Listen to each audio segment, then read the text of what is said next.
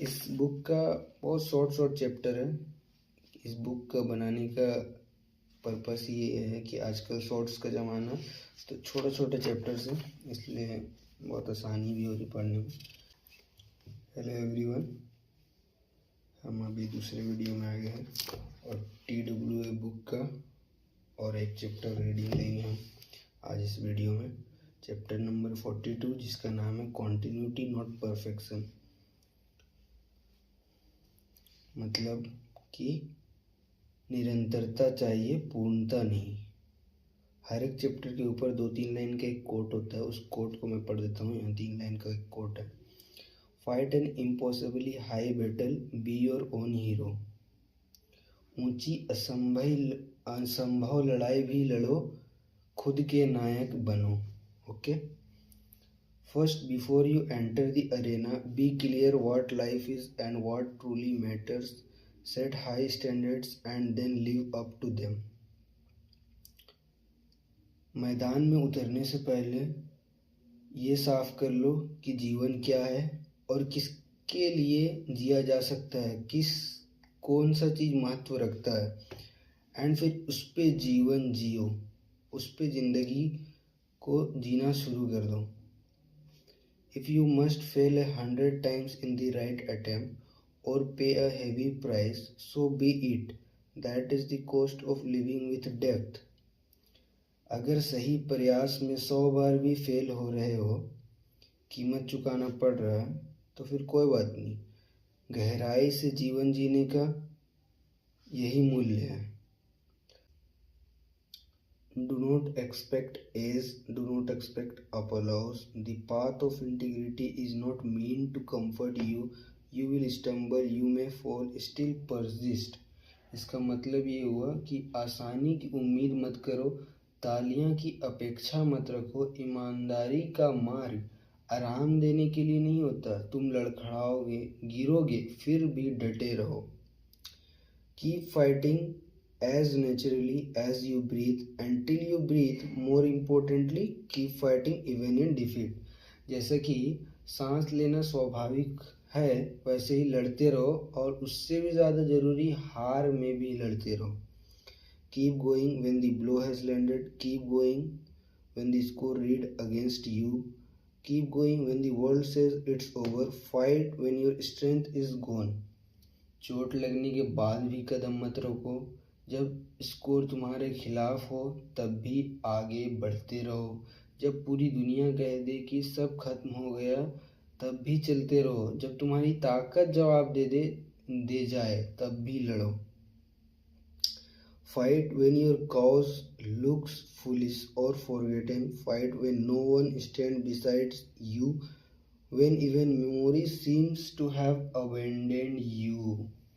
जब तुम्हारा उद्देश्य मूर्खतापूर्ण या भूला हुआ लगे तब भी संघर्ष करो। जब तुम्हारे साथ कोई खड़ा ना हो और जब ऐसा लगे कि यादें तक तुम्हारा साथ छोड़ चुकी है तब भी लड़ो। Don't collapse into self-pity. Don't spiral into guilt. Oh, I betrayed my sacred cause by failing. No, you didn't. खुद पर तरस खाकर मत टूटो, अपराध बोध की गिरफ्त में मत फंसो। ओह, असफल होकर मैंने अपने पवित्र उद्देश्य से विश्वासघात कर दिया। नहीं, तुमने ऐसा नहीं किया।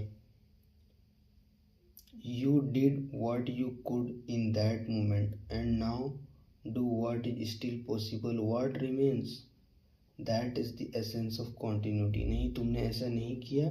तुमने उस क्षण में जो कर सकते थे वह किया। अब जो संभव है वह करो। जो शेष बचता है यही सार है निरंतरता।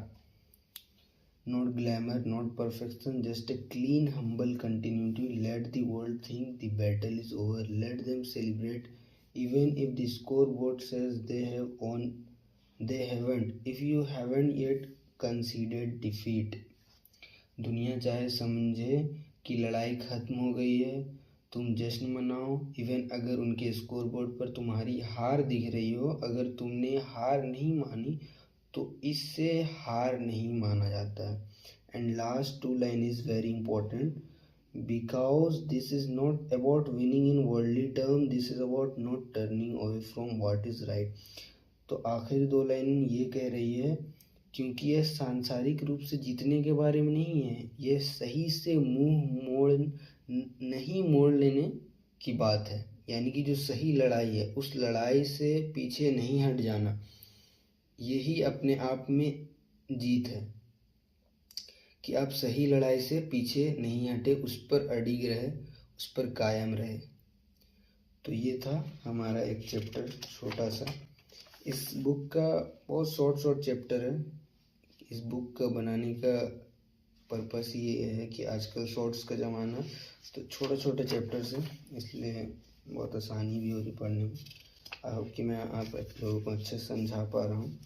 और आप लोग कमेंट करिए, और इस चैप्टर के रीडिंग में दे देता हूँ डिस्क्रिप्शन में। तो जब आप इस वीडियो को देखेंगे तो आप डिस्क्रिप्शन ओपन रखिए, एंड साथ ही साथ आप चैप्टर की रीडिंग भी लेते चलिए और वीडियो को देखते भी चलिए, ताकि आपको समझने में बहुत आसानी होगी और हेल्प भी मिलेगी, उससे बहुत अच्छा आप समझ पाएंगे। तो यही था इस वीडियो का। बाकी आप भी कमेंट करिए कि आपको क्या क्या समझ में आया, कौन सा लाइन आपको अच्छा लगा, और मैं क्या सही समझा पाया, या कोई वर्ड या सेंटेंस को और बेहतर से हम समझ पाते, तो आप उस कमेंट को करिए ताकि हम भी कुछ सीख पाए। तो बस यही है। Thank you.